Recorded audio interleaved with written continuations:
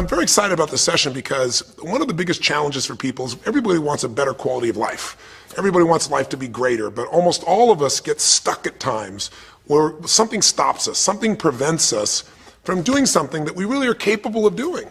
Whether it's turning around our body or shifting a relationship or turning around our finances or maybe just being happy and fulfilled at a different level, we get stuck with a belief of how we're not supposed to be, what we're not supposed to do, what people won't accept, what we're not capable of. Or maybe we get stuck in an emotional pattern of just being pissed off or frustrated or worried or sad or overwhelmed. Sometimes we get stuck, not so much in anything but some habits of doing things a certain way. And what a breakthrough simply is that moment in time where there's an opening. And the opening can come from a conversation, it can come from meeting somebody that inspires you, it can come from an insight, it can come from watching a movie and being moved emotionally at just that right moment.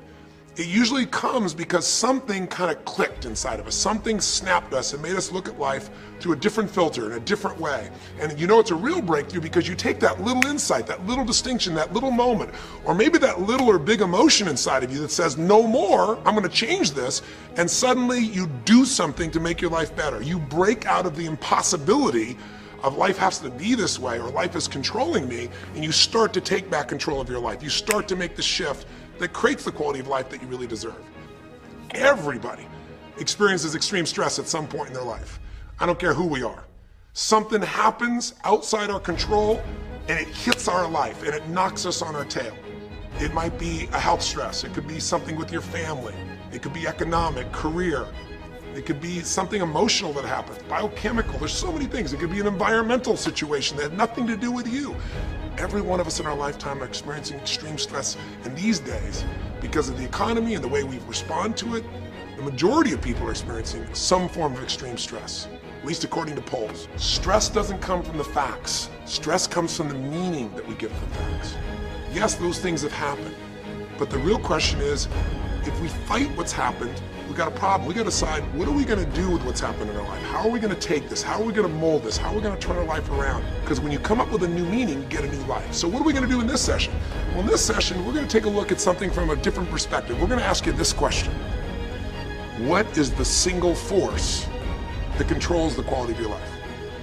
If there was one gift our Creator has given us, or the universe, whatever you believe, what is it? What is the one power that you have right now in this moment that can change everything? You have it, I have it, we all have it. It's this one singular individual power that can change anything in our life, regardless of what's happened to us. And I know you know the answer. The answer is the power of choice. The one thing we have in this world is we can't control the events, but we can choose what to focus on, we can choose what things mean, and we can choose what to do. Those three choices, those three decisions really control our life. It's not so much the conditions of our life that control our destiny as much as the decisions of our life. Try for a second to think about something. Think about your life and just think about, are there a few decisions? If I were to ask you 2 decisions you've made in your life, that if you would have made a different decision, you would have had a totally different life.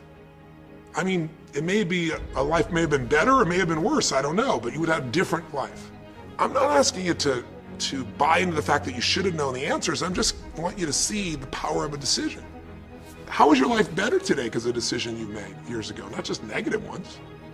Think about it. Sometimes a little decision changes your whole life. Like you decide one day to go to a certain school, and you go to that school or to go eat someplace, and you bump into the person that becomes the love of your life. Or you meet someone, and you decide as a result of that you're going to become a photographer or a software engineer or a business person or a doctor, a dentist, whatever. They impacted you, but you made the decision, that's what I really want. That's what my life's going to be about. And that decision has affected so much of your life. What you do, how you live your life, how you spend your time, what you earn or don't earn, who you attract into your life. Beliefs you have all come from some of these little decisions. What you decide to eat from your dinner plate each night certainly determines your physical destiny, right? We all know that, at least to a certain extent. I know there's a certain amount that's genetics, but I'm talking about the stuff you and I can control. So decisions equal destiny. It's not our conditions, it's our decisions. So if we want a new life, if we want a new experience, we gotta make new choices. If you don't like the way your career is or your business is, change it. If you don't like your body, change it. You don't like your relationship, change you first, because if you change it, you'll bring you to the next one. Maybe it's time to change it too, but change yourself first. If you want to change anything in your life, you have the choice. So there is no right or wrong. I just want to make you aware in this breakthrough session that everything in our life changes the moment we make a decision. And I mean a real decision. A decision is when you cut off any other possibility and you commit to something with everything you've got and you take action. But the big decisions start with little decisions like, what am I going to focus on? Because whatever you focus on, you're going to feel. If you focus on all the things that have been done to you in your life, of course you're going to feel like hell. If you focus on all the amazing coincidences that have happened, things that maybe they were guided, maybe not, but things happen, and because of that, you met this person that's your best friend, your husband, your wife, or because of that, you have this ability, or because you were there that day, God, you missed an accident. I don't know what it is, but whatever you focus on, you're going to feel. If you focus on people don't care, and you'll look for reasons why they don't care, and evidence they don't care, you'll find it everywhere. If you look for evidence that people are really good people inside, that at some level we all care about each other, you'll find it. Seek and you shall find. The secret is, have you become conscious about your decision making? Because this breakthrough session is, really, you want to change your life, make new choices. New life comes from new choices, but you got to make conscious choices. The people in this particular television special, Melissa and her husband, they really found themselves in a place where they were both making decisions, Melissa and Rick, that were unconscious. When you make decisions about what to focus on and what things mean and what to do, and you're unconscious, you get pretty terrible results usually. Now, we've all done this. I do it still. We all do. But if you want to change your results, you got to become more conscious in your decision making. So think about it. What you focus on, you will feel. Whether it's true or not. You focus on how people don't care, you're going to feel they don't care. Second decision you make is, what do things mean? So you focus on something someone does and you come up with a meaning, and the meaning is, no one loves me. The meaning is they're trying to take advantage of me. Depending on what meaning you come up with, and you get to choose the meaning of anything. For some people, they say, this situation happened with the economy, and what that means is, I'm going broke. Somebody else said, the situation happened with the economy, guess what? That means I'm gonna work harder, I'm gonna be more creative, it changed everything. Everybody else is gonna quit, so we're gonna dominate the marketplace. The people that do it. Is this the end right now, or is it the beginning? See, whether it's the end or beginning is your choice. You get to decide, because once you make up a meaning, it's true. If you think that this is the end of a relationship, are you going to treat people the same way as if you think it's the beginning of a relationship? No way. In fact, I tell people, if you want to have a great relationship, think about this. Treat people like you did in the beginning of the relationship, and there won't be an end. In the beginning of the relationship, when somebody says to you, would you take out the trash? What do you say? Of course, take out the trash. You're happy to do anything, right? But after about 6 months or 6 years, you go take them out the trash and go, what do you mean? What, I look like your janitor? Take out your own trash. The meaning we give things is very different, and so we feel different, and our life is different. In the beginning, you'll do anything for someone. Now you make up a new meaning. Why should I have to do that for them?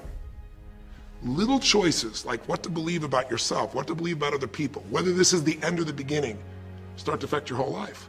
And the third decision we make, we decide what to focus on, most of us unconsciously. We decide what things mean, and the third thing we decide is, what are we going to do? We decide to quit, because it's overwhelming. We decide to get strong and focus. We decide we're going to turn it around. We decide to wait and see. Ultimately, your destiny is determined by what you do. So, for example, what do you do if somebody comes to you one day and says, you have a tumor? Again, I've had that experience. I use that as a reference point because I've had a lot of intense experiences in my life, but that was one of the more intense ones for sure. Had many, but that was very intense. You know, first, what do you focus on? Do you focus on it's over? Do you focus on why me? Do you give it a meaning that says, I'm gonna die? What do? Do you just go through traditional therapeutic approach?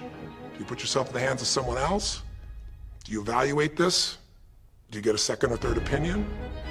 Your destiny is determined by your decisions. Now, if you're a guy like Lance Armstrong, you focus immediately on, I gotta find a solution. The meaning you come up with is, this is the ultimate battle. And what you decide to do is you're gonna exhaust every possibility. Now that doesn't guarantee you're gonna succeed, but it's interesting. When you have that kind of a mindset, it shifts you. And Lance Armstrong, I mean, he was told things like, look, You got tumors here in your brain, you got them in your lungs, right? You got obviously in the testicles, and you ride a bike for a living. That's pretty tough. But he made it through all of those pieces. Now, am I saying because he made the right choices?